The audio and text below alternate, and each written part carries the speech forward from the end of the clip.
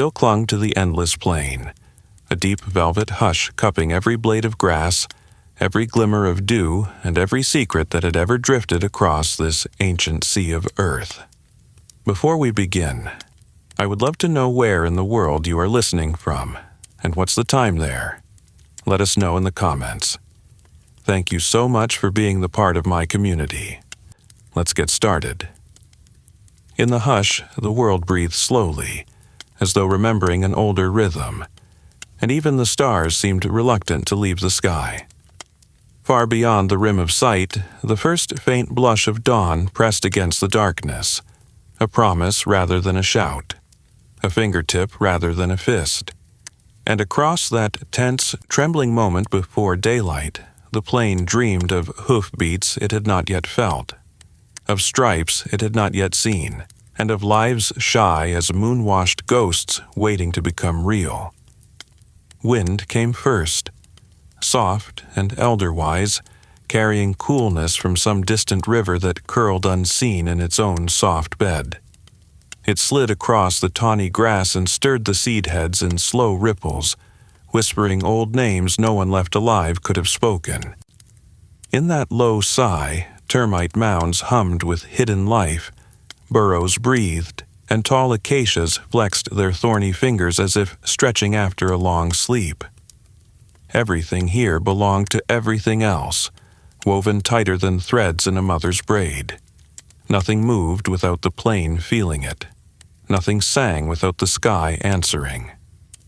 Yet tonight the plain was waiting. It was a wide, patient waiting, like the hush before a story, when every listener leans in and forgets to blink. Along the horizon, the night let go, inch by inch, heartbeat by heartbeat, until a ribbon of pale amber licked the edge of the earth. The light was not yet light, more a memory of day than day itself, but it was enough to wake the grasses. Their slim stalks caught the faint glow and shone like old gold. Beetles crept among their roots, mites spun silver threads between them, and the soil released the night's cool breath in a thin, sweet mist.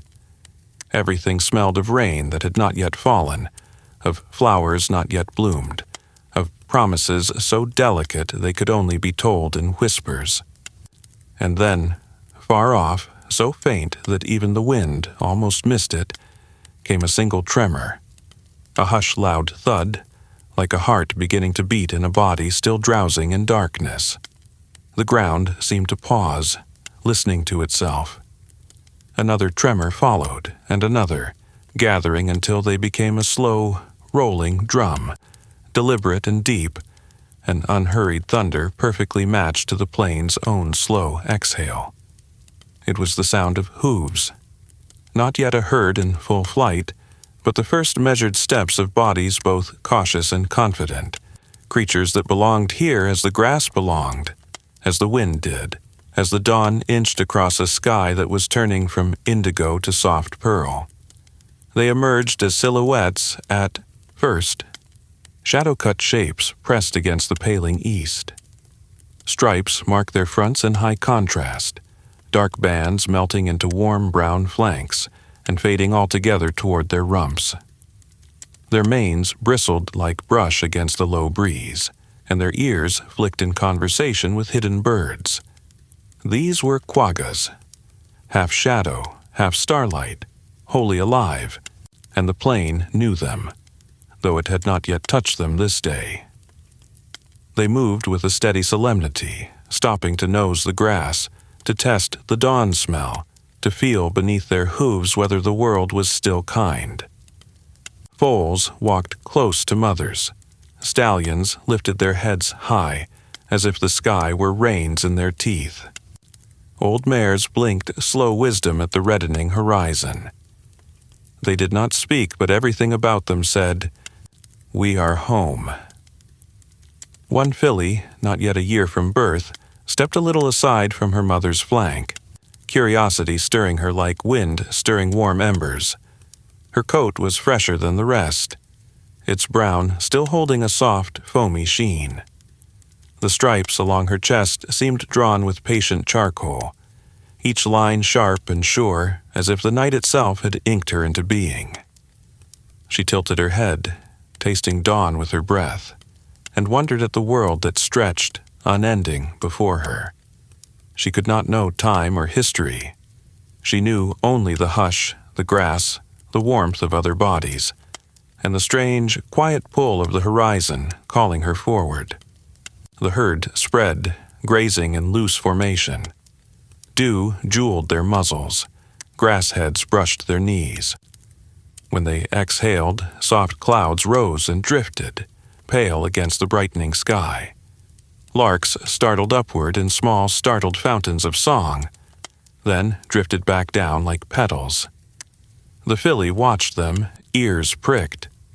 She had heard their notes in dreams, but now their music felt new, like something invented just for her.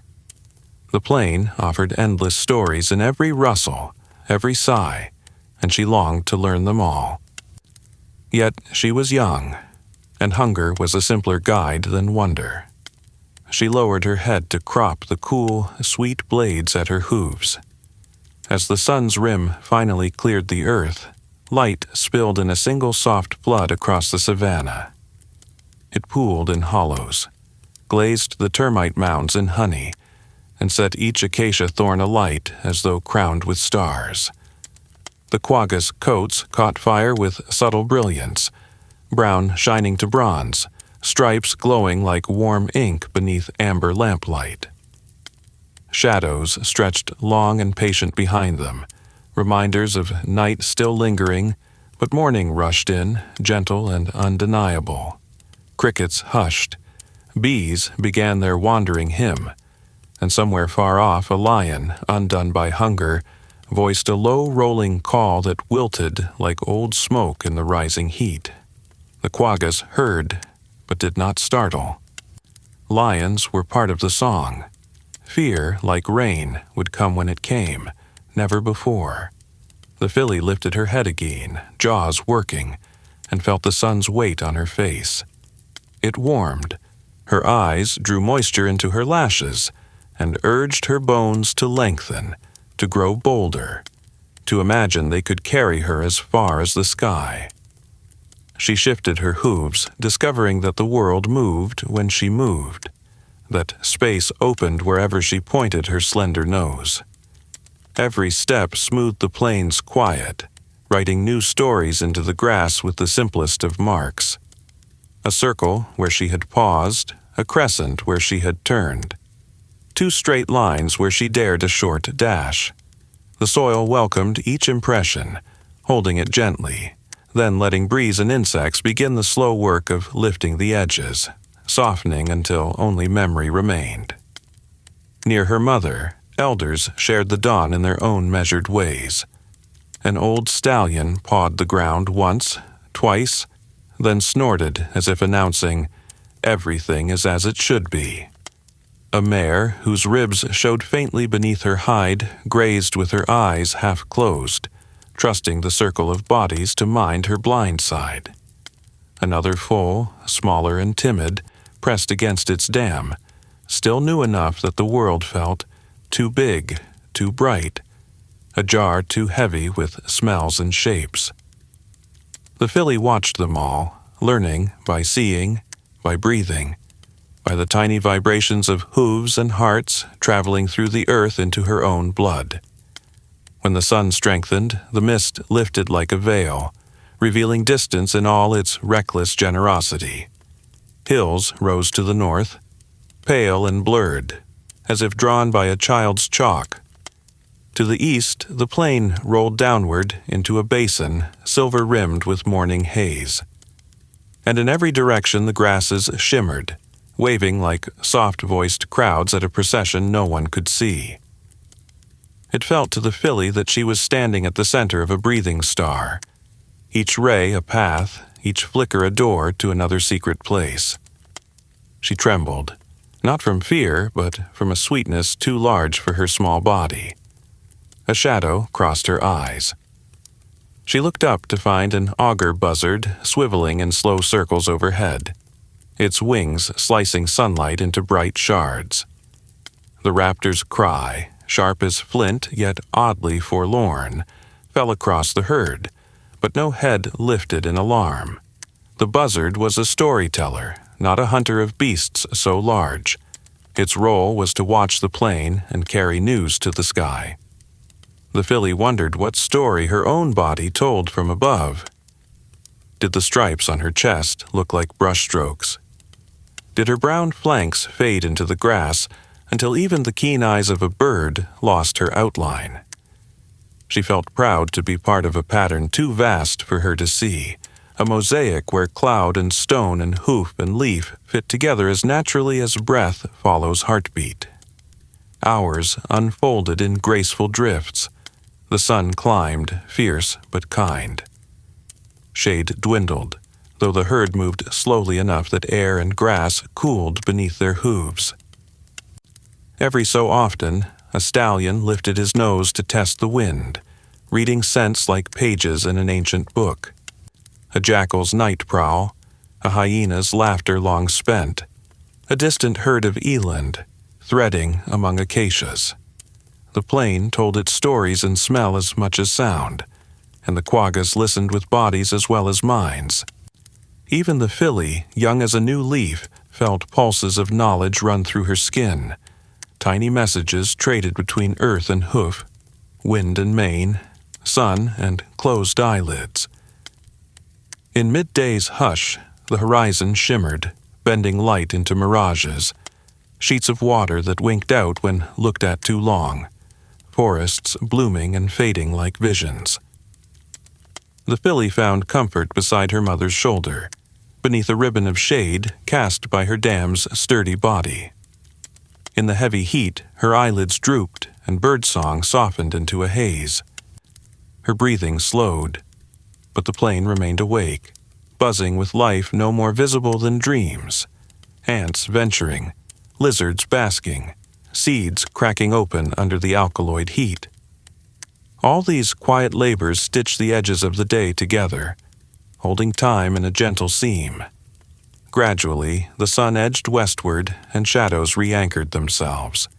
Heat eased its grip, trading fire for amber warmth.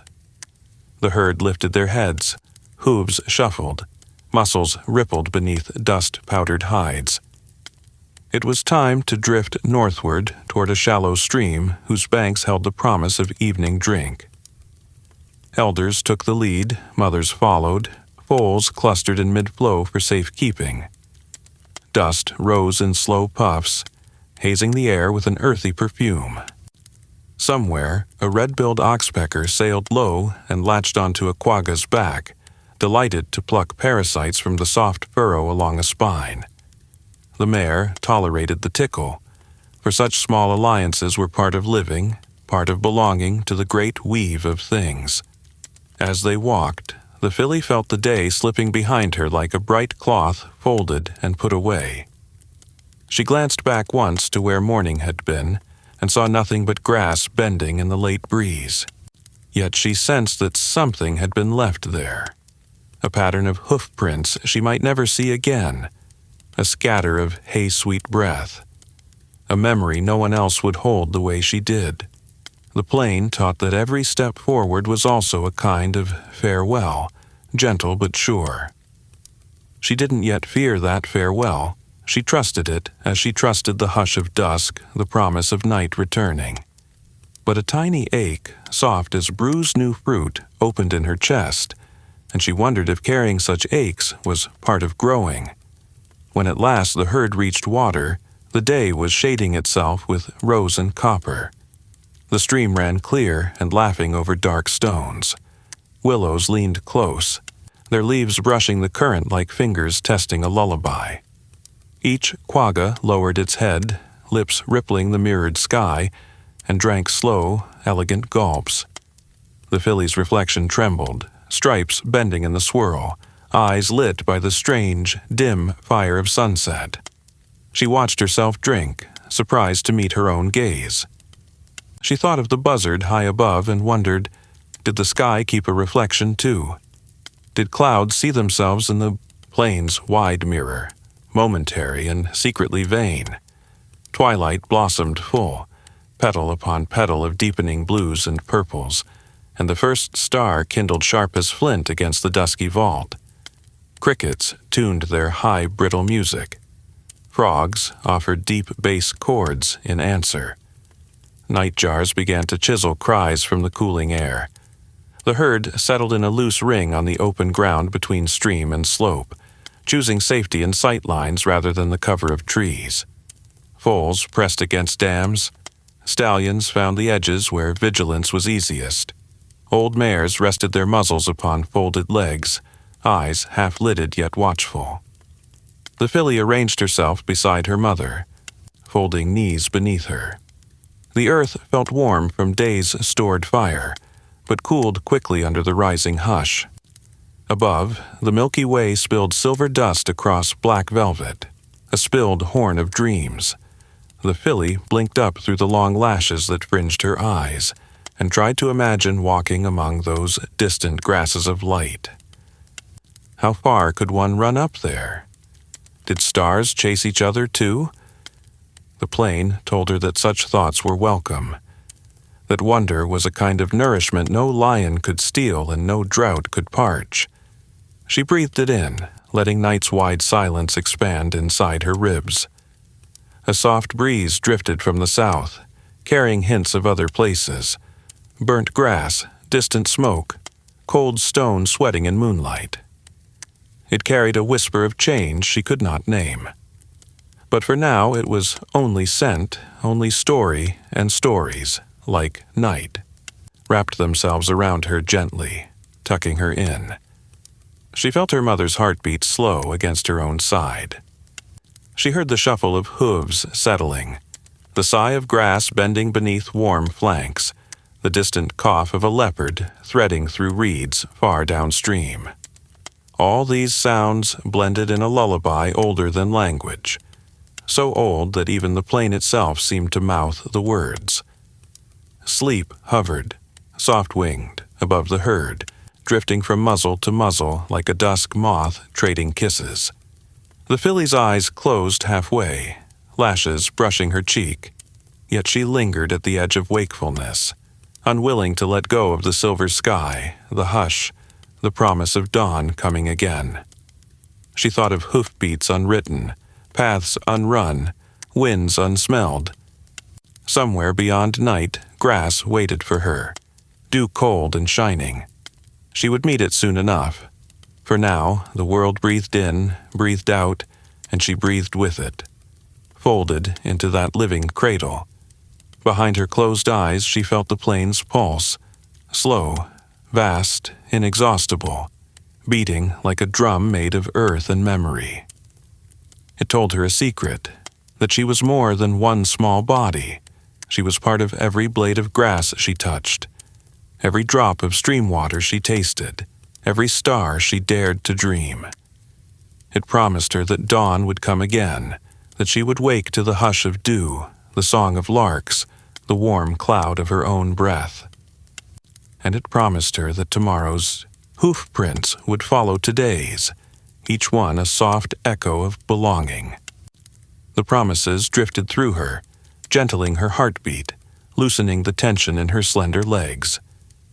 Sleep crept closer, and yet not all the way, for in some corner of her dreaming mind she still listened, still half awake, as though keeping watch for the first glimmer of a new story.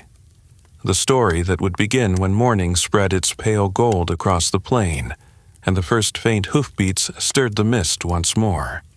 The first breath came in the hour before sunrise, when the sky still lay in deep velvet folds, and the plain was wrapped in its cool, forgiving dark. The air was heavy with the scent of dew-soaked grass and the faint sweetness of night-blooming flowers now folding their petals shut. All around, the herd rested in its loose circle, their shapes no more than breathing silhouettes in the dimness. Yet, within the shelter of those bodies, life shifted. Something small, something new, was ready to step into the world. Her mother stood in the quiet center, head low, tail still. Her sides rippled with effort, nostrils flaring, eyes fixed on the horizon where the black was beginning to loosen. The other mares drifted closer, but did not crowd her. Each one a silent guardian, their presence a wall against the night's prowlers. A stallion stood a little apart, ears turning like living compasses, scanning the wind for danger. No lion's scent, no jackal's tread, nothing but the mild breath of the grasslands rolling under the stars. And then, without fanfare, the world changed. A small, damp body slid into the cool embrace of the earth, its coat dark and glistening, its legs folding awkwardly beneath it. Steam rose faintly from the new life, curling into the morning's chill. Her mother bent immediately, breathing her in, brushing the velvet of her nose along the tiny flank. With her tongue, she began to clean away the birth's wet sheen, revealing the coat beneath, soft as dawn mist, marked already with the faint pattern that was hers alone. Strong, dark stripes fading into warm brown along her length, as though she carried sunrise painted on her back. The foal blinked against the dim light, eyes wide and glossy. Sound reached her first. The slow swish of tails, the rustle of wind through grass, the soft, rhythmic breathing of those who stood watch. Smell followed, the iron warmth of her mother, the dust, the green snap of trampled leaves. Touch was everywhere.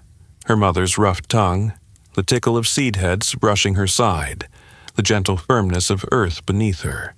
She did not yet know the meaning of any of it, but already she belonged to it all. The herd kept their voices low, though quaggas rarely spoke in loud calls. A mare stepped closer, offering a breath over the foal's tiny face, memorizing her scent. Another shifted her stance so the young one was shaded from the slight wind. Such acts were ordinary here, repeated over countless births and countless seasons, yet each time they were as deliberate as the rising of the sun. The foal's arrival was not a surprise, but it was a joy the plain itself seemed to acknowledge. Its grasses leaning inward, its horizon holding its breath a moment longer. She struggled to stand within minutes, legs thin and fragile as reeds, yet powered by a stubborn will. Her hooves, still soft from the womb, met the earth tentatively. She swayed, fell to her knees, tried again. Her mother stood patient, brushing her cheek against the foal's ears, lending her strength without a word. On the third try, the young one found her balance. She stood trembling, ribs fluttering with each shallow breath, head high in astonishment at the sheer height of the world now that she had joined it.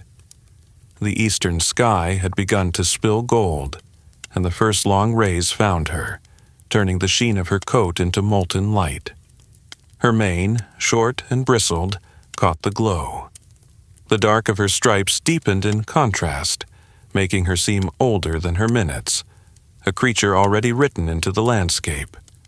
She tested her first steps, awkward, high-kneed, and felt the ground push gently back with every hoof, as though approving her arrival.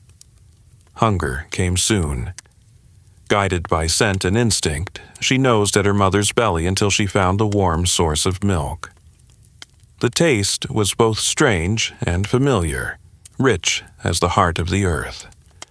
As she drank, her mother lowered her head over the foal's back, eyes half closed, breathing in the smell of her new child. Around them, the herd began to stir, shifting toward the day's grazing grounds, but they did not hurry the pair. Birth was a beginning to be honored with stillness. When the sun at last crested the horizon, the plain unfurled itself in every direction, a shimmering expanse of waving seed heads and shadowed hollows. Birds lifted in small flocks, their calls sharp in the cool air. Insects began their slow work among the flowers. The foal, pressed close to her mother's side, took it all in with wide-eyed wonder. Every movement caught her attention. A beetle dragging a seed, a grass stem swaying with hidden weight, the sudden flick of a stallion's tail. It was a world of endless pieces, each one new, each one worth knowing. By mid-morning, the herd began to move. The foal followed, her steps still uneven but growing surer with each stride. Dust puffed under the hooves of the others, and she breathed it in, warm, dry, carrying the faint spice of dung and trampled flowers. She stayed near her mother's flank, occasionally bumping against her leg, comforted by the steady rhythm of her mother's gait. Each footfall was a metronome marking the first day of a life. The land itself seemed to teach her. When they crossed a patch of bare earth, she learned how her hooves felt without the cushion of grass. At a shallow dip where water had collected, she learned that sunlight could shatter into countless pieces when it touched a rippling surface. When a gust of wind swept across the herd, she learned that scents could change in an instant, bringing messages from far beyond her sight. As the sun climbed, the warmth deepened. The foal's short mane grew damp with sweat, and the dust clung to her legs.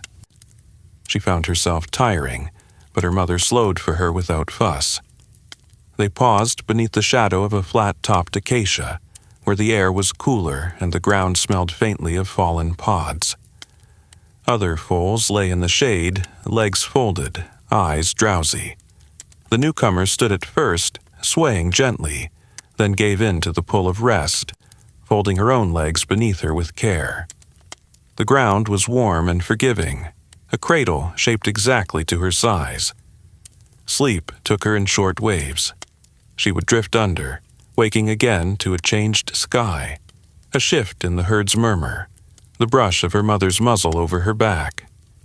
Each time she woke, something in her had settled, her heartbeat steadier, her muscles less uncertain.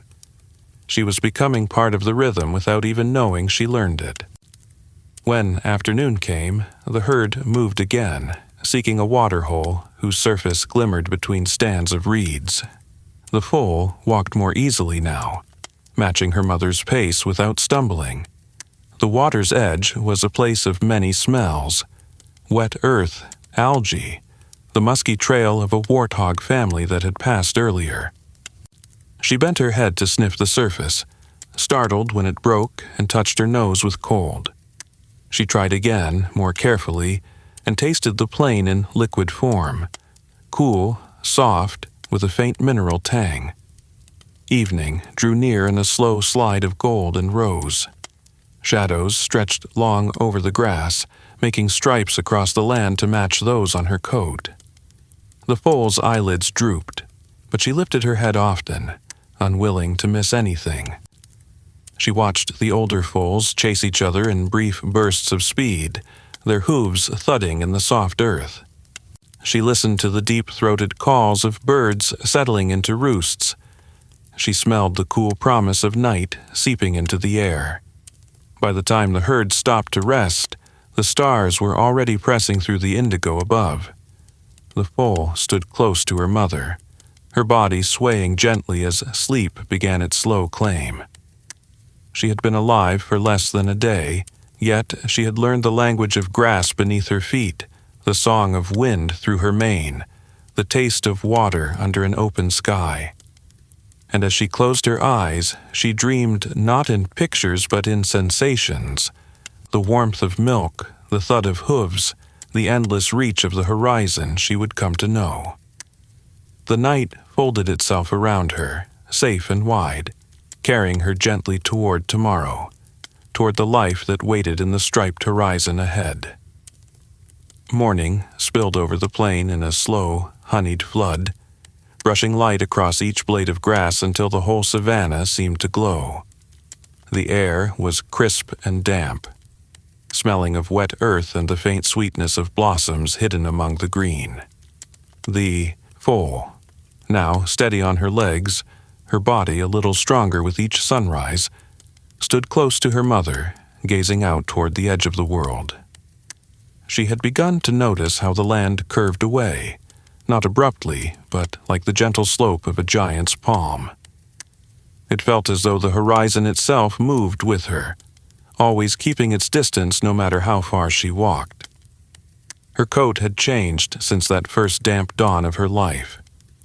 The soft sheen of newness remained, but the sharp, dark stripes along her neck and chest seemed deeper now, more sure of themselves. They faded into a golden brown along her flanks, melting into the warm dust color of the plain. Sometimes, in certain light, she seemed to vanish into the grass entirely, only her shadow giving her away. The herd's elders called this their gift from the land, their way of belonging so completely that even the air forgot where they ended and the earth began. Days unfolded into a rhythm she had come to love. In the cool hours before the sun grew heavy, the herd grazed, moving slowly through waist-high grass that shivered with hidden life. Grasshoppers leapt away from her hooves in quick, flashing arcs. Small birds darted at her legs, plucking insects stirred by her steps. Every so often she would stop to watch them, head tilted, curious about their endless motion. Her mother would nudge her gently forward, reminding her that the herd's path mattered more than idle wonder. Yet she carried those images in her mind. Bright wings, quick beaks, sudden bursts of color in a world of green and gold. As her legs strengthened, she began to test her speed. At first, she ran in short bursts beside her mother, ears flat with concentration, her hooves drumming the earth in a rhythm that thrilled her. The ground felt alive beneath her, pushing back against her weight, urging her onward. Soon, she dared to chase other foals, weaving through the herd with awkward but joyful leaps. The older Quaggas ignored these games, though the stallions would sometimes lift their heads to watch, their eyes soft with an old memory of running for the sheer joy of it. It was on one such morning run that she first felt the true vastness of her home. The herd had crossed a shallow rise, and as she crested it at a gallop, the world seemed to open like a secret. Grasslands rolled out in every direction, broken only by the scattered crowns of acacia and the dark green ribbons of distant watercourses. The sky was so wide that it seemed to bend downward at the edges, and she thought for one breathless moment that she might run straight into it. The horizon shimmered, a wavering line where land and sky seemed to touch and trade places. She slowed, staring. It was the first time she understood that there was no fence here, no wall, only distance, and the promise of more beyond. Life was not always gentle, though the herd met its challenges in quiet strength. She learned to graze on tougher grass when the tender shoots were gone, to walk longer distances when water grew scarce. She learned the scent of rain on wind, how it carried a cool edge that made the elders quicken their pace toward known waterholes.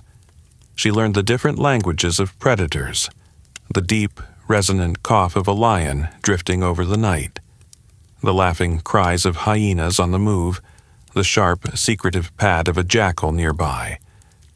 These sounds made her alert but not afraid. Her mother's calm presence told her that fear was for the moment of danger itself, not for every shadow. The seasons began to leave their mark on her. In the dry weeks, her coat took on the pale dust of the plain, the stripes muted but still visible, like charcoal lines beneath sand. In the rainy months, her mane stood darker and glossier, the ground beneath her hooves springing back with green resilience. She learned the places where flowers bloomed after storms, scattering color like small fires in the grass. She learned that the rivers swelled until they sang loudly to the sky, then shrank again to quiet threads. She learned that the land, like the herd, had its own pulse, sometimes quick and restless, sometimes slow and deep. Her bonds within the herd deepened. The foals she had once only chased in play became companions in the daily rhythm, grazing side by side, drinking from the same pools, resting in the same patches of shade. They began to learn from each other as much as from their mothers. which bushes hid sweet leaves, which patches of grass concealed burrows best avoided, which bird's sudden flight meant danger near. These friendships were wordless but sure, carried in glances and the easy overlap of space. One evening, just before the sun's edge sank below the land, she stood at the outer edge of the herd and looked toward the horizon again.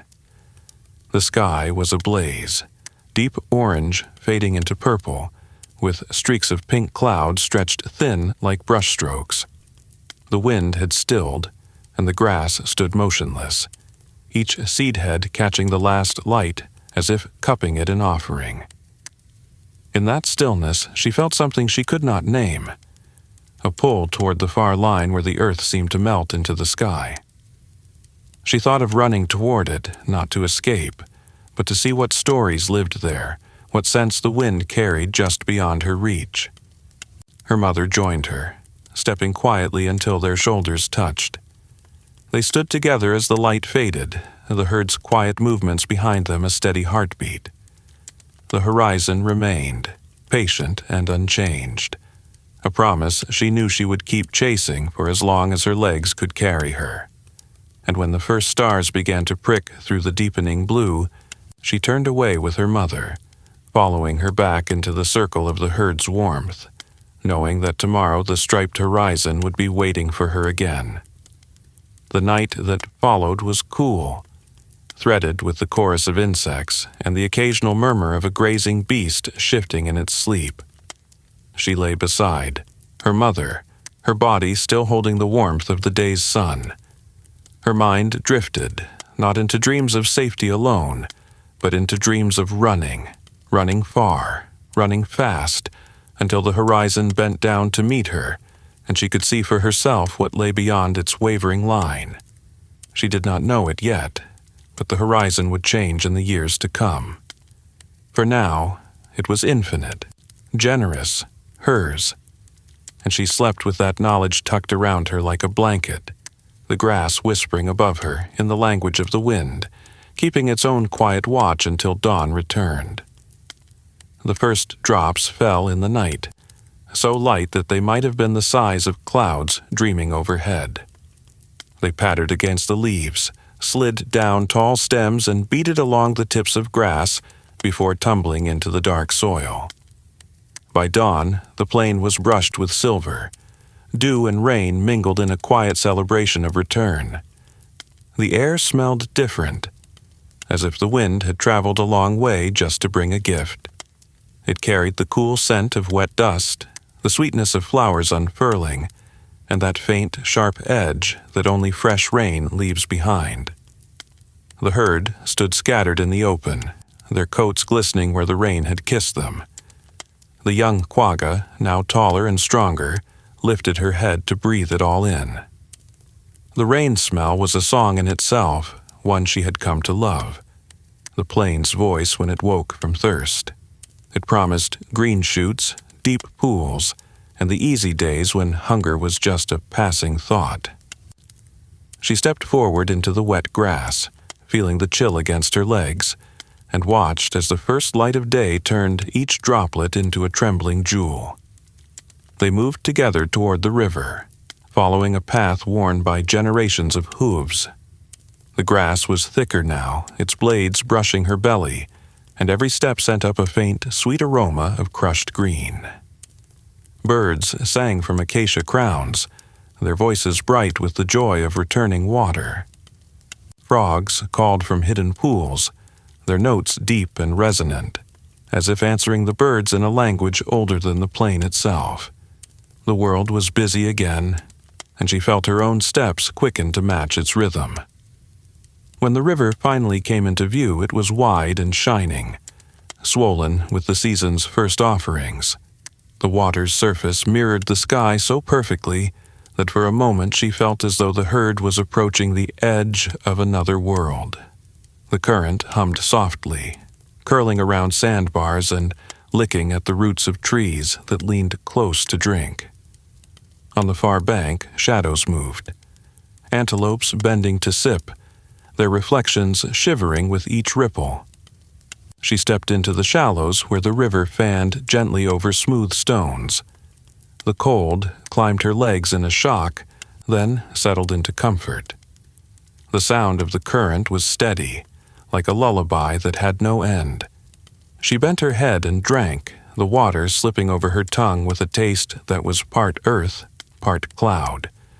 Around her, others drank as, well, their muzzles making soft ripples that spread and vanished.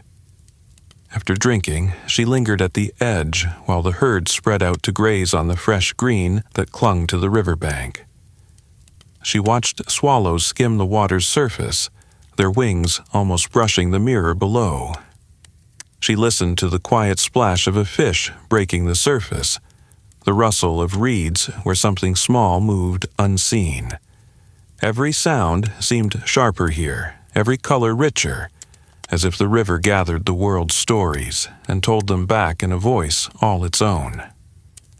The day grew warmer, and the air was thick with life. Butterflies, bright as scattered petals, drifted between flowers. The foal, now nearly grown from her earliest days, followed her mother along the bank, learning where the sweetest grass grew. It was softer here, richer, its roots deep in the moist soil.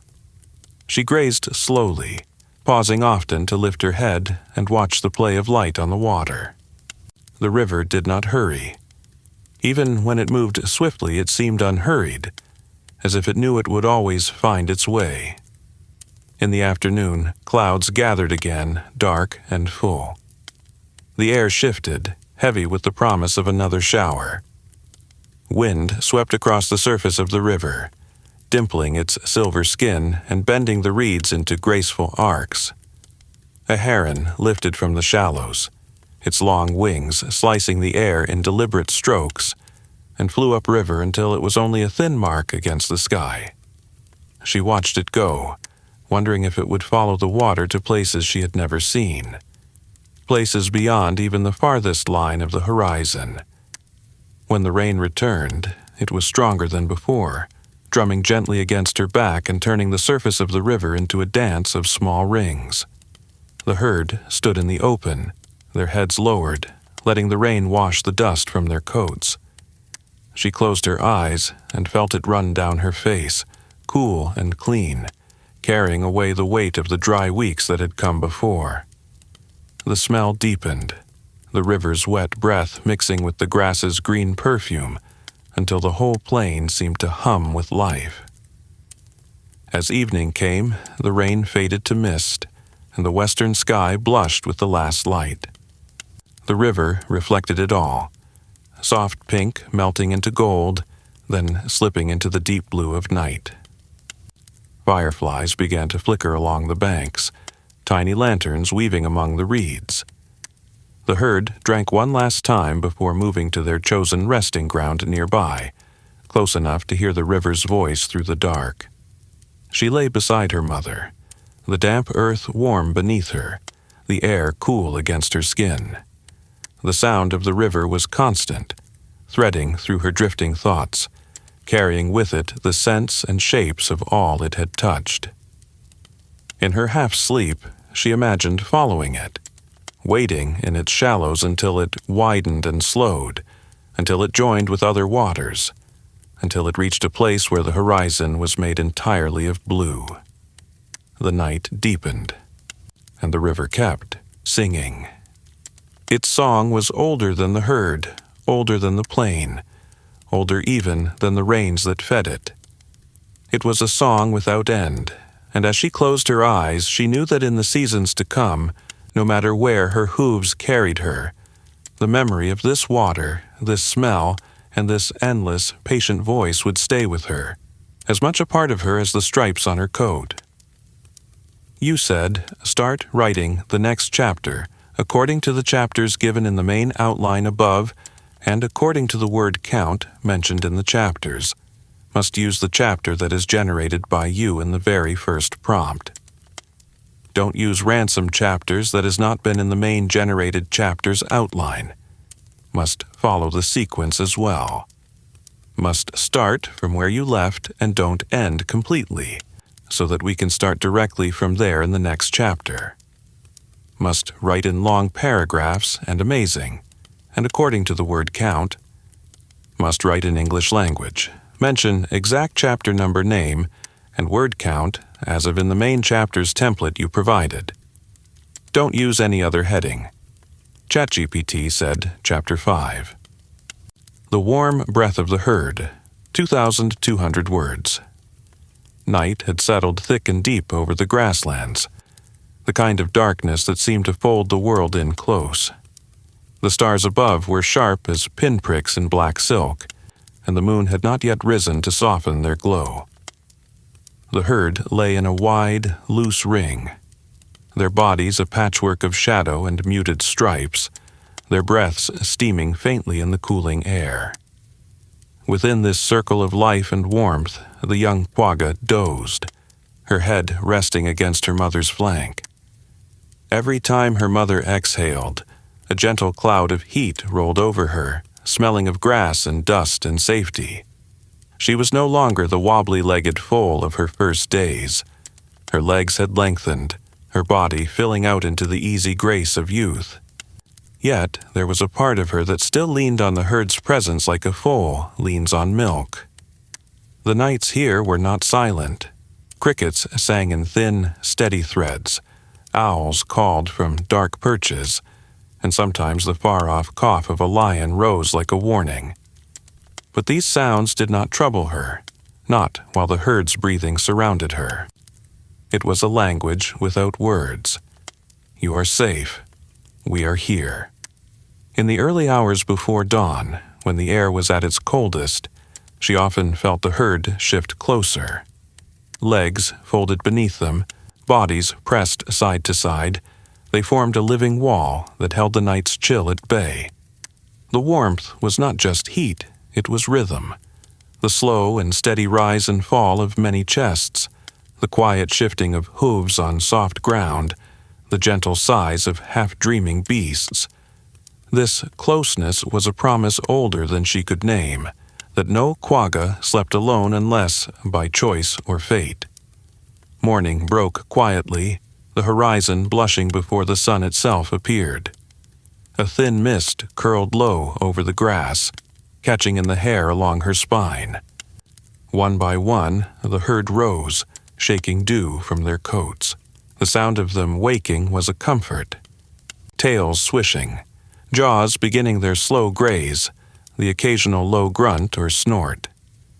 She rose, too, still drowsy, and pressed her muzzle briefly to her mother's shoulder. The contact was returned with a warm breath along her cheek, a silent good morning. The day's travel began without hurry. The herd moved as one, their pace slow enough for the youngest to keep up without strain. Sometimes they walked so close that their sides brushed, the friction of hair against hair carrying the heat of the body beside them.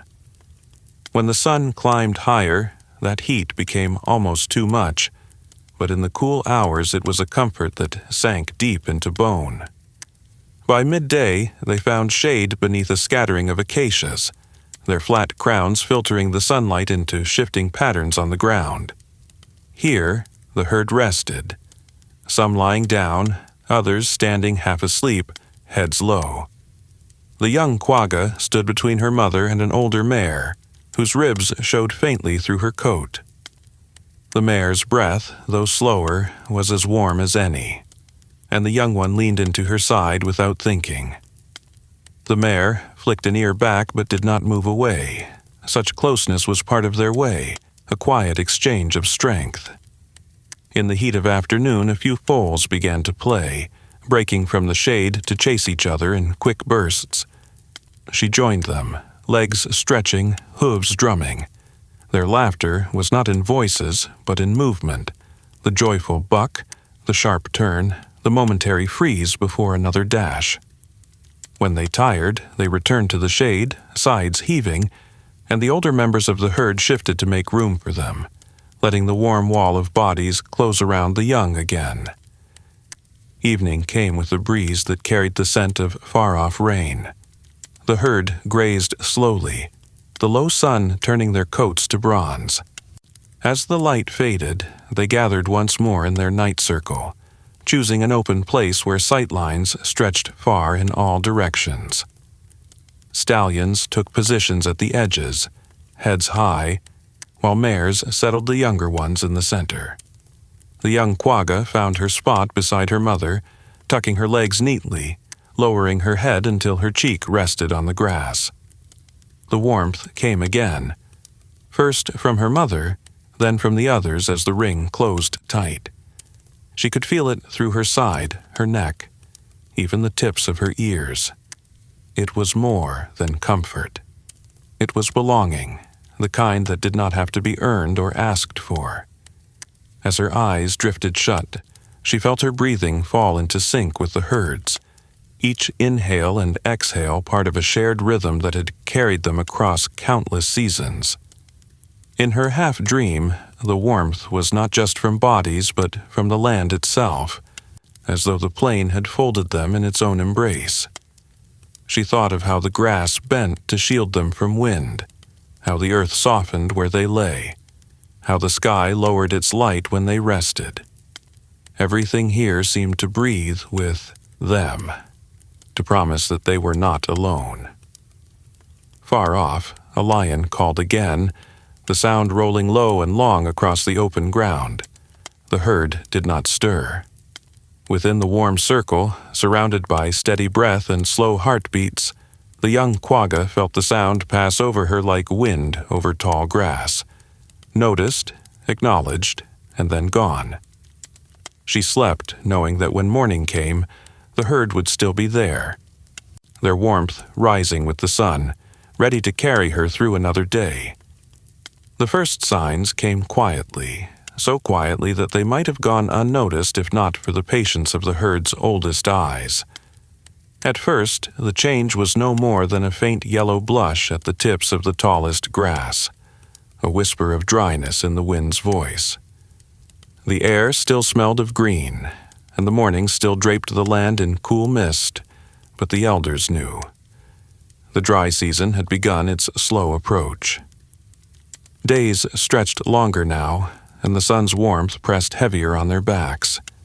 The shadows beneath the acacias shrank earlier, the ground beneath their hooves losing the spring of damp soil. By mid-morning, the dew had already vanished, leaving only the faint shine of dust where water once clung. The young Quagga, now leaner and surer in her stride, noticed how the grass tasted different, less sweet, a little brittle between her teeth. Still, she grazed without complaint. The herd had taught her that the plain always changed, and they would change with it. As the weeks slipped by, the green faded steadily. Hills once softened by thick grass began to show the bare curves of earth beneath. The wind carried a new sound, the dry rasp of seed heads rubbing against each other, replacing the soft, full swish she had known in wetter days. She missed the sound without realizing how much, until she caught herself pausing, ears flicking, as if listening for a song that had drifted too far to hear. Water grew harder to find. The riverbanks that had been fat with green were now lined with cracked mud, their edges pulled inward like lips in thirst. The streams narrowed to thin, winding threads that vanished underground before reaching the horizon. The herd began to walk longer each day, their pace steady but unhurried, conserving strength. Foals born late in the season stayed close to their mothers, their small bodies leaning with each step. Despite the leaner days, there was beauty in this time. The grass, though pale, gleamed like gold in the slanting light of morning and evening. The air was clearer, and the sky opened wide and sharp above them. Dust hung in gentle veils behind the herd's movement, catching the sun and drifting slowly back to earth. The young Quagga learned to watch for the shimmer of heat rising from the ground at midday, a signal to seek shade before the land's breath grew too hot to bear. Predators were bolder now, the hunger in their movements more visible. A shadow moving along the ridgeline might pause longer, watching. The herd met such moments with quiet unity, stallions stepping to the edges, mares gathering the young in the center, their bodies forming a wall as solid as the ancient stones scattered across the plain.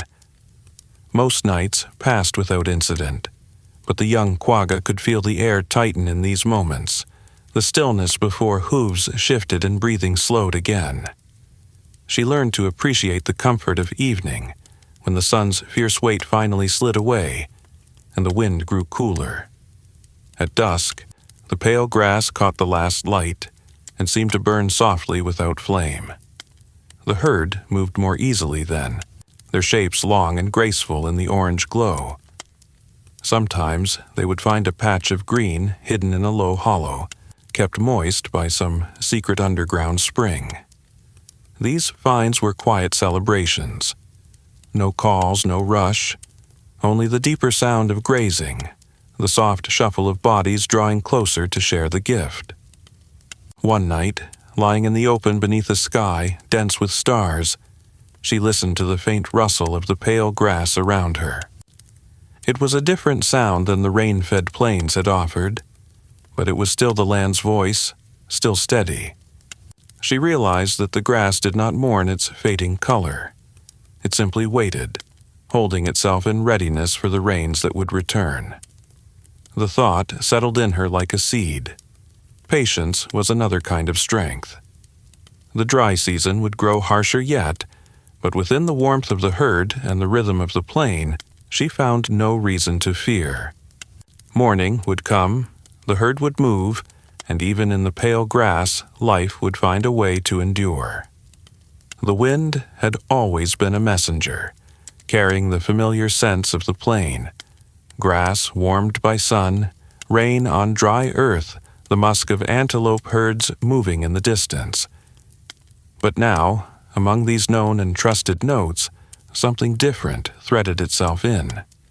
It was faint at first, the kind of change only the oldest members of the herd noticed, a sharper edge, something that did not belong to rain or soil or beast.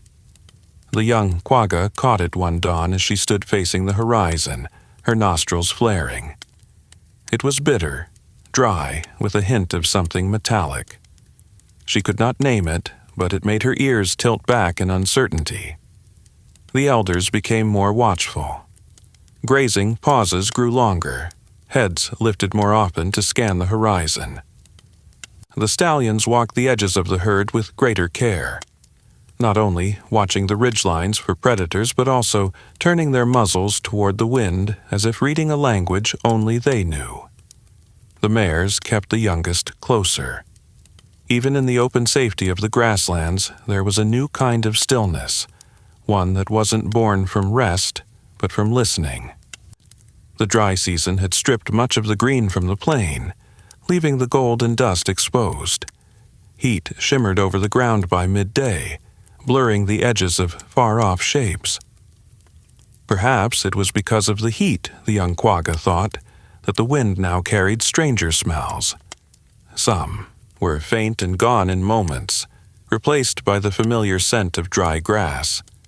But others lingered, growing stronger with each passing week.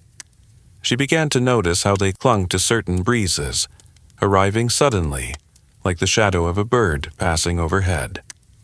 One afternoon, as the herd rested in the shade of a lone acacia, a gust rolled over them, heavy with the strange scent. This time, it was not only bitter but smoky, as if the wind had traveled across a place where the earth itself had been burned. The smell made her think of lightning-struck grass from seasons past, but there was something different in it, something that made her shift her weight and glance toward her mother. Her mother's ears were forward, her gaze fixed on the empty space where the scent seemed to come from. The herd moved on before dusk, their pace steady but alert. The young Quagga noticed that they stayed farther from certain open areas, favoring routes where the land dipped or where clusters of thorn trees offered cover. At the waterhole that evening they drank quickly, lifting their heads often. The sound of frogs and nightjars filled the air as usual, but the scent from earlier clung to her mind, a thread she could not stop following. Days later, the wind brought it again, this time mixed with other sharper notes, leather, sweat, and a tang like stone struck against stone. The stallion stood still for long moments, sniffing. The mares shifted the younger ones closer together, their bodies forming an unspoken wall. No predator scent carried such a mix. It was new, unfamiliar, and therefore dangerous in ways the young Quagga could not yet understand. One morning, as the first pale light broke across the land, she saw movement on the far ridge. At first, she thought it was another herd, dark shapes strung across the horizon. But these shapes were too angular, too still. The wind was wrong for scent, carrying only the cool breath of night, but her skin prickled as if some invisible gaze was resting on her. When the herd moved off, the shapes did not follow, but she kept glancing back, half expecting them to. In the nights that followed, the wind's messages came more often. The bitter, smoky scent was joined by the faint rattle of unfamiliar sounds, metal striking metal, a rhythm unlike the natural songs of the plain. The elders became restless. Even the stillness of rest was broken more often by quiet shifts and low, warning breaths. The young Quagga learned that the wind could carry not only the promise of rain or the warning of lions, but also the arrival of things unseen, things whose meaning had yet to unfold. The rains would come again, as they always did, but she sensed that whatever traveled with these new smells would not wash away so easily. The wind had changed, and in its change, it told her a truth she could not yet name, that the world, like the grass, could be altered without warning, and that some changes came not from the sky, but from the hands of something else entirely. It began with a sound that did not belong to the plain, not the thrum of hooves, nor the whisper of paws in the grass, nor the shuffle of a porcupine moving through the dark. This sound was harder, sharper, and oddly measured, each step landing with a weight unlike any living creature she had known. It came in pairs, then paused, then pairs again, like a slow heartbeat with too much silence in between. The young Quagga first heard it one cool dawn as the herd grazed near a shallow basin. The air was still, the sky brushed in pale pink, and the only movement was the slow swaying of the grass. Yet beneath it all, faint and far, came that rhythm. She froze, ears high, nose lifting to taste the air. The scent that met her was the same strange one the wind had carried in recent weeks, bitter, smoky, laced with something dry and unfamiliar. This time it was stronger, no longer drifting aimlessly but arriving as if carried on a purpose. The elders noticed too. Heads rose across the herd, tails stilled mid-swish. The stallions moved to the edge of the group without a word, their bodies angled toward the distant sound. The younger ones, sensing the change in the herd's breathing, stepped closer to their mothers. No one ran. It was not yet the time for running, it was the time for knowing. By midday, the scent grew thick enough to cling in her nostrils. The herd shifted their path, skirting open spaces and keeping to low swales where the grass grew higher. From one rise, the young Quagga caught sight of something on the horizon. Upright figures, moving in deliberate lines. They did not sway like grazing animals. Their shapes were thin, almost fragile compared to the bulk of a lion or wildebeest. Yet there was a stillness about them that felt heavy. In the light, she caught glints from them, small flashes, as though they carried pieces of the sun bound in strange shapes. Later that day, the herd passed a place they had once known well, a low hollow where a seasonal pool sometimes lingered long after the rains. It was empty now, the water gone, but so was the easy grass that had always grown there. The ground was trampled in a way she had never seen, flat, harsh, marked with patterns unlike hoof prints or claw marks. Deep grooves cut through the dust, and here and there lay splinters of something that smelled faintly of the bitter scent from the wind. She nosed at one, but her mother pressed her away with a firm breath. Some things were not for touching. In the days that followed, the sounds and scents drew nearer. Sometimes, at night, faint flickers of light shimmered on the far side of the plain. Not the shifting fires of lightning, but small, steady flames that did not move with the wind. They glowed low to the ground, clustered together, winking and swaying as if whispering to each other.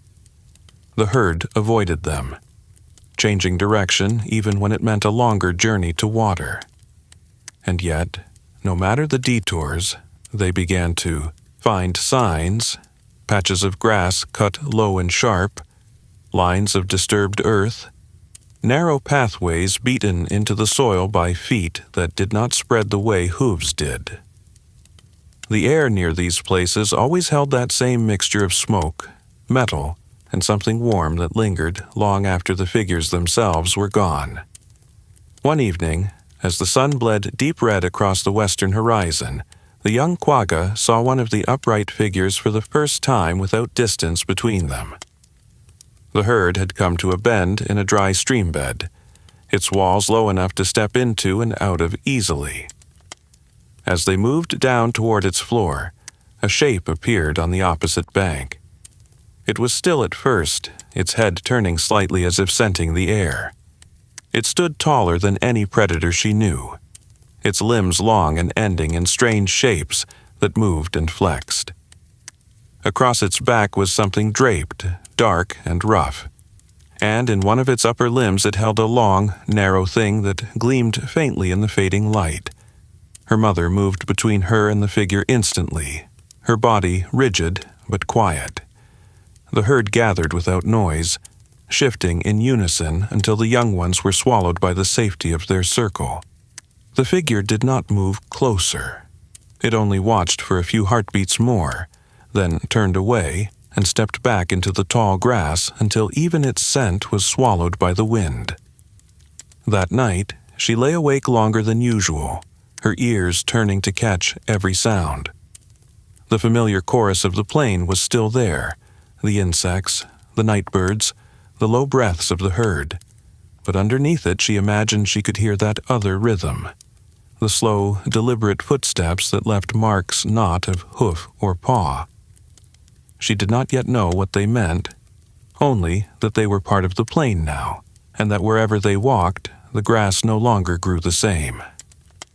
Sleep came at last, but it was thin and restless, threaded with the feeling of being watched by something she could not yet name, and with the knowledge that the world was no longer as untouched as it had been when she first opened her eyes to the dawn. The open plain had always felt endless to her. No matter how far the herd walked, the horizon would greet them like an old friend, always waiting, always wide.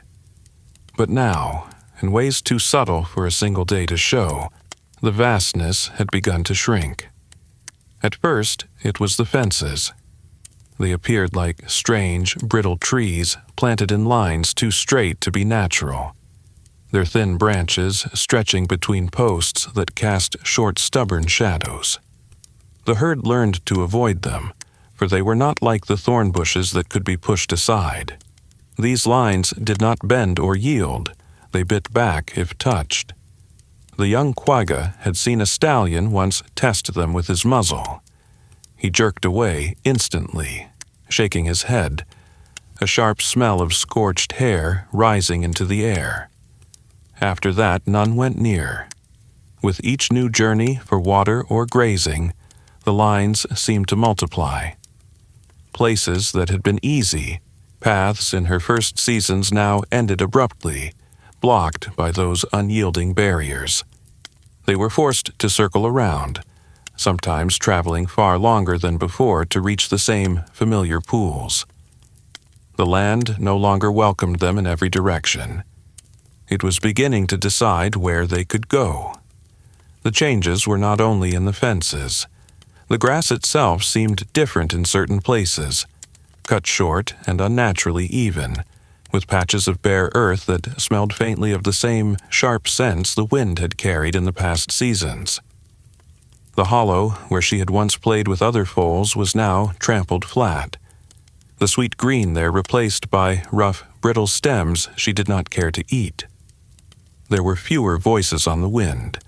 Herds they had once crossed paths with in the open stretches were rarely seen now. The far-off shapes of moving bodies against the horizon had become scarce, replaced by stillness, and sometimes the strange silhouettes of those upright figures who left footprints not of hoof or paw. Even the rivers they knew seemed quieter, their banks no longer thrumming with the same constant movement of life.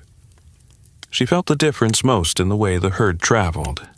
The old paths had been winding, generous, allowing for pauses in the shade of tall trees, or for detours to salt licks remembered by the elders.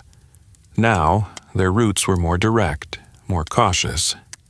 Stallions ranged farther ahead before the rest followed, returning with subtle shifts in their stance that told the mares when it was safe to move forward.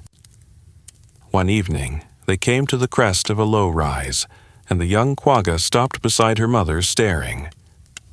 Below, the plain she remembered as open was split into sharp-edged shapes, divided by lines of fence and scattered with strange angular shelters. The ground there was bare in places, worn down to pale dust that swirled in the wind. It looked nothing like the rolling grass she had known, nothing like the soft, swaying horizon she had once chased with her eyes. The herd turned away without pause, but she lingered, trying to make sense of how the world could be reshaped without her knowing exactly when it had begun. She wondered if the horizon itself could vanish, fenced away until only narrow strips of land were left for hooves to wander. That night, as they rested in a small hollow far from the altered plain, the air carried no scent of water, no cool breath of rain, only the faint bitter trace of the upright ones. Curled against her mother, she thought of the wide world she had once imagined running across without end, and how now even the wind seemed to travel on shorter paths. The herd would keep moving, she knew. They always had. But the spaces between the fences were not the same as the open plain, and each season it felt as though there was less of the old world left to return to. It came after a night of rain so steady and soft that the whole plain seemed to hum beneath it. By morning, the clouds had lifted, leaving the air cool and washed, the grass brushed with silver droplets. The fences were still there. The scent of the upright ones still clung faintly to the wind, but something in the herd shifted when they stepped into the dawn light. Perhaps it was the freshness of the air, or the way the land gleamed as if it had been returned, briefly, to its younger self. Whatever it was, the stallion at the front broke into a trot, and the rest followed. The young Quagga, no longer quite so young, her body now strong with the lean muscle of years on the move, felt her chest tighten in anticipation. The herd's pace quickened, hooves striking the damp ground with soft thuds. The sound was different today, deeper, as if the earth itself was urging them on. They crested a low rise, and before them the plain opened into a rare stretch of unbroken grass, long and low, and without a single fence post in sight. The stallion broke into a gallop. In an instant, the herd surged forward, the rhythm of their hooves swelling into a thunder that rolled over the land. She ran with them, legs stretching farther than they had in many moons, each stride eating the space between herself and the horizon. The cool wind tore through her mane, whipped along her flanks, and filled her lungs with a taste of rain and wild grass. For a while, nothing else existed. No narrowing paths, no bitter scents on the wind, no memory of lines drawn through the open world. The herd became a single living shape, each body moving in perfect harmony with the next. They streamed across the plain like a current of earth-brown water, flowing over dips and rises, scattering droplets from the wet grass into the air. The sound of their run was a song. The deep drum of hooves, the quick snorts of breath, the whisper of grass bowing beneath them. She felt the old joy rise in her chest. The same joy she had known as a foal, chasing shadows in the striped light of evening. It was not the play of youth now, but the deep, fierce happiness of remembering exactly what she was made for. They ran until the sun climbed high, until the dampness of the grass gave way to the dry warmth of midday. When at last the stallion slowed, the herd gathered in the long shadows of a shallow ridge, sides heaving, coats gleaming with sweat and dew. The air around them was alive with the scent of crushed grass and warm bodies, a perfume of belonging. She stood beside her mother, sides brushing, and they shared the silence that comes after great effort, when words, or even thoughts, would only dull the memory of what had just been. From the ridge, she looked back at the distance they had covered. Their path lay invisible, swallowed almost instantly by the grass, yet she could still feel it under her skin, the way the ground had yielded and pushed back with every stride. It was as if the plain had opened its arms one last time, offering them a piece of the old world without asking for anything in return. The rest of the day passed in a calm haze. They grazed near a shallow water hole, its edges still dark from the night's rain. Birds flitted low, picking insects from the grass stirred by the herd's passage. The sun slid down, gentler now, and the sky began to wash itself in pink and gold. But beneath the peace, she knew that runs like today's were rare now, growing rarer with each season. When night fell and the herd settled into their ring, the memory of the wide run lingered in her muscles, in the soft ache of her legs, in the echoing beat of hooves still sounding somewhere deep inside her.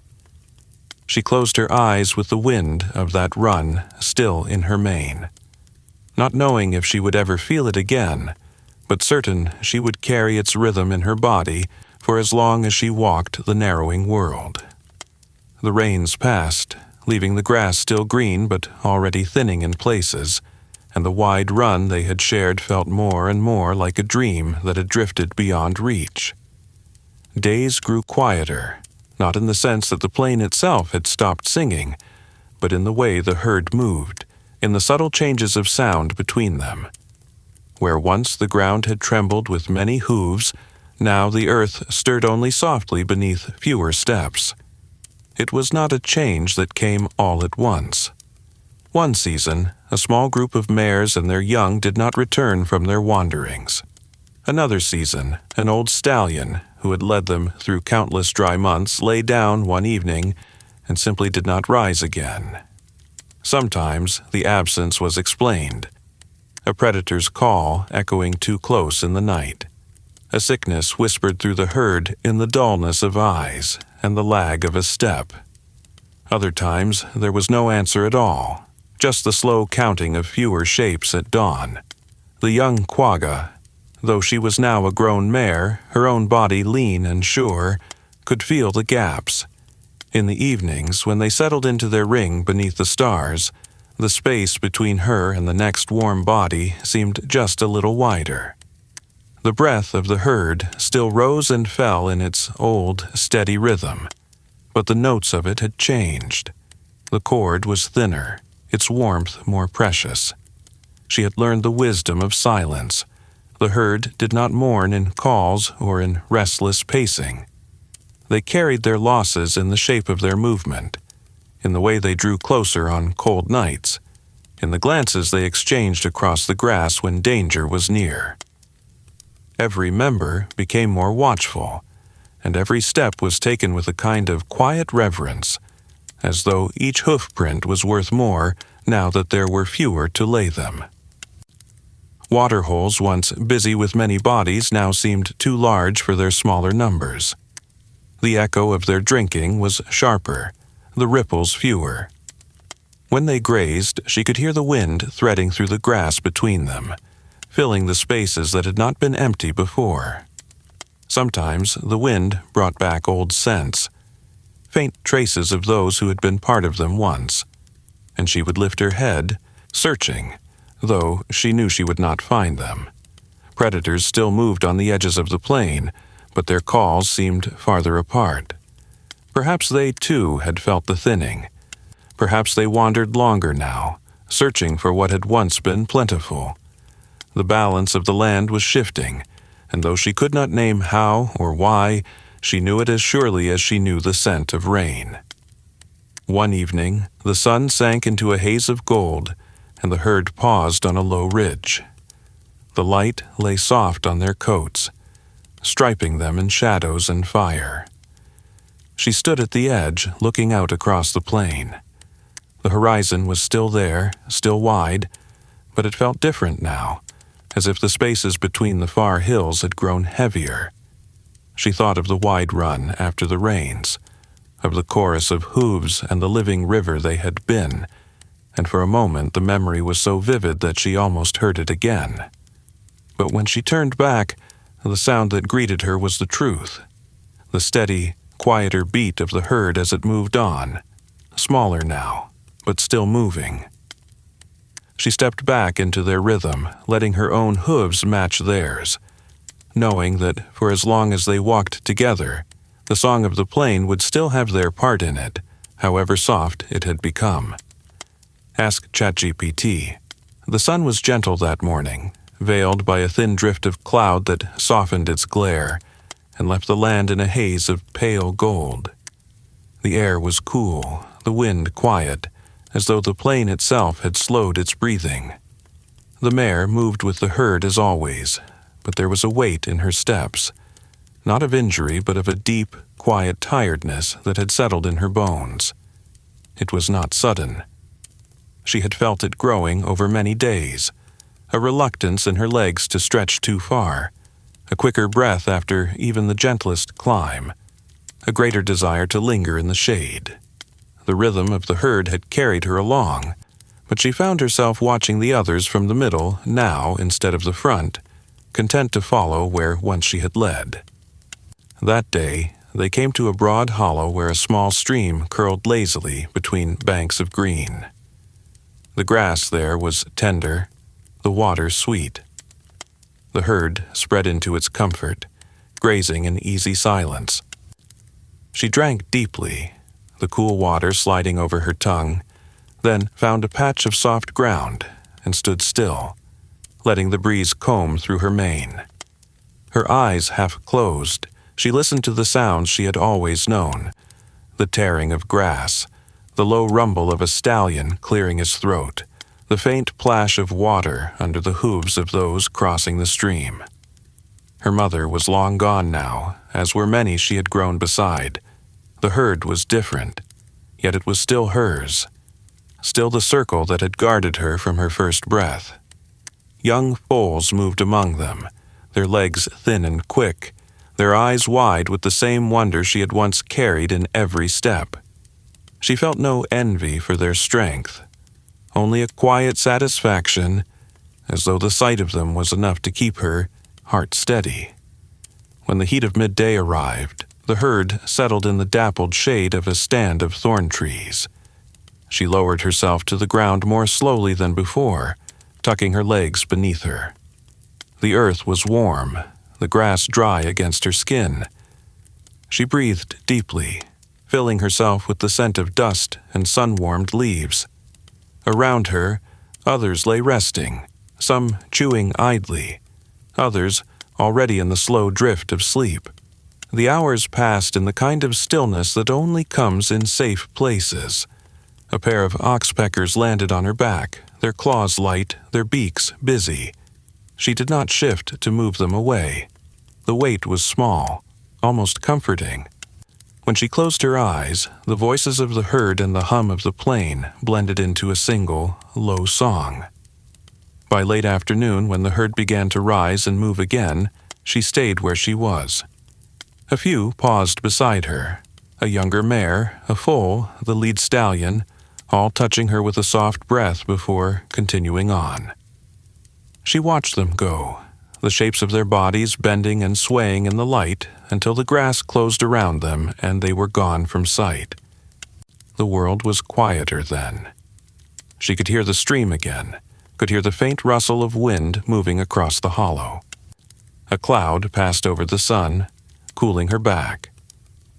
She shifted once to lie more comfortably, her head resting against the ground. Her breathing slowed. The tiredness that had been with her for so many days was no longer something to push against. It was something to welcome, like shade after long hours of walking. She closed her eyes fully now, and in the darkness behind them she saw the open plain of her youth. Green and gold beneath an endless sky, the herd's hoofbeats ringing like distant thunder, the wind rushing over her face as she ran without end. She held that vision close, letting it fill her until it was all she felt, all she knew.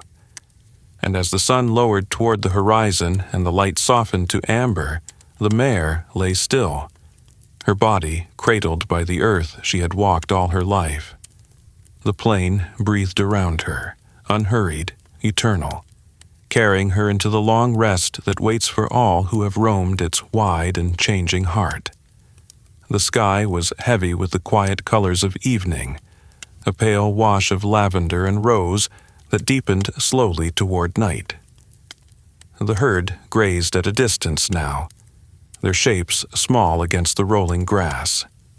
Where she lay, the air was still and low to the ground, warm from the day's sun.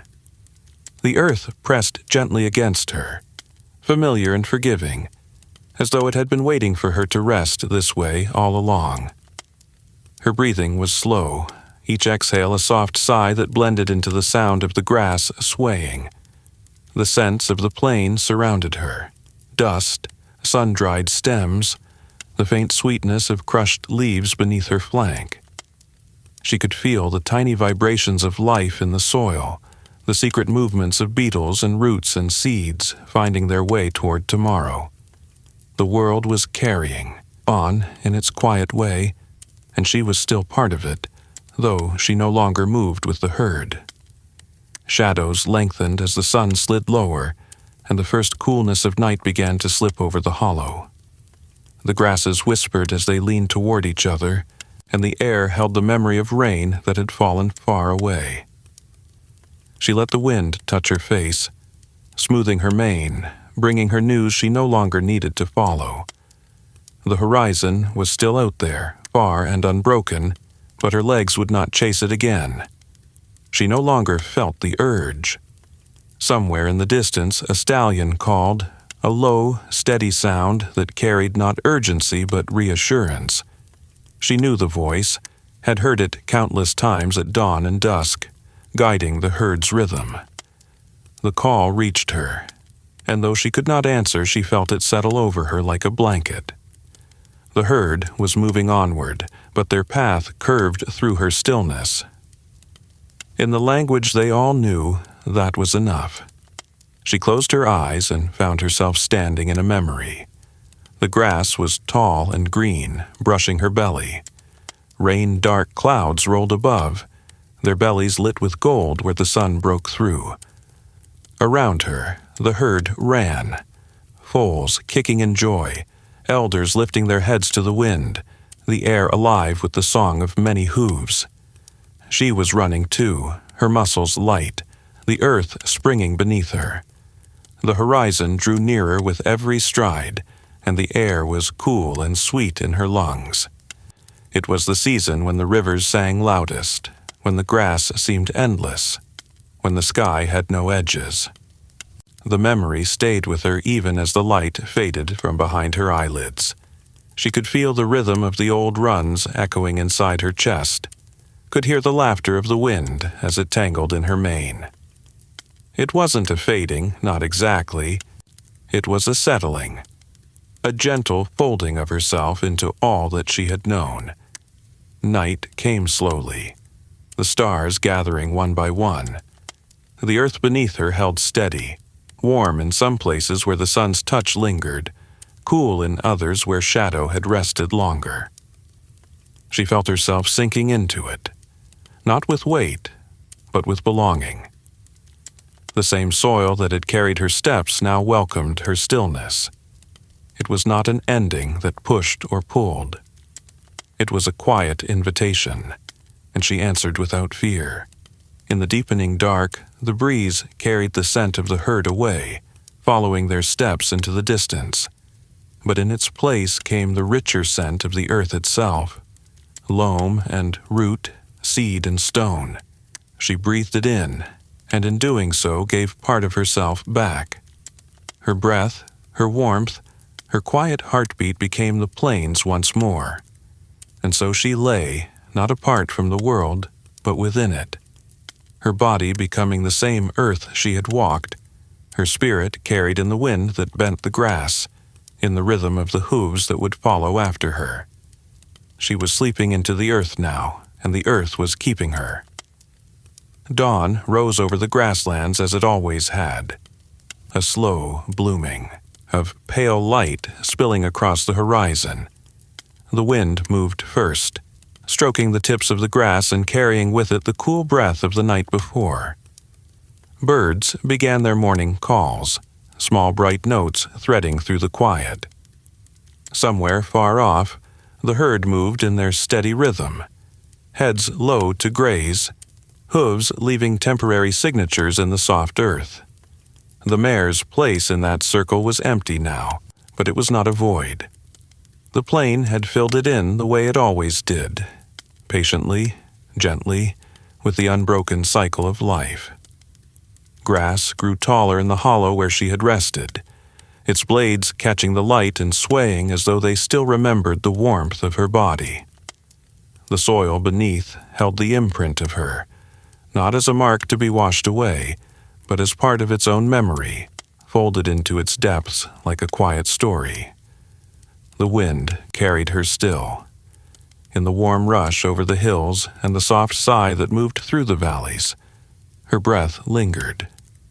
It brushed against the flanks of the herd as they walked, curling around the foals and slipping between the stripes of the stallions. When the first rain of the season fell, it landed on the plain with her scent faint among the green, so light it might be mistaken for the smell of sunlit grass, yet strong enough for those who had known her to pause, ears flicking toward the past. The rivers, too, kept her.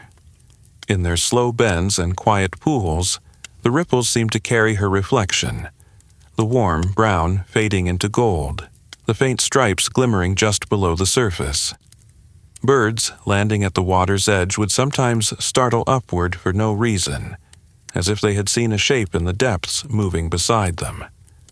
And when the surface stilled again, the sky would be there, mirrored in water that had once passed beneath her hooves. The herd did not forget. They did not stop to speak her name. There were no names among them, but they carried her in the way they moved.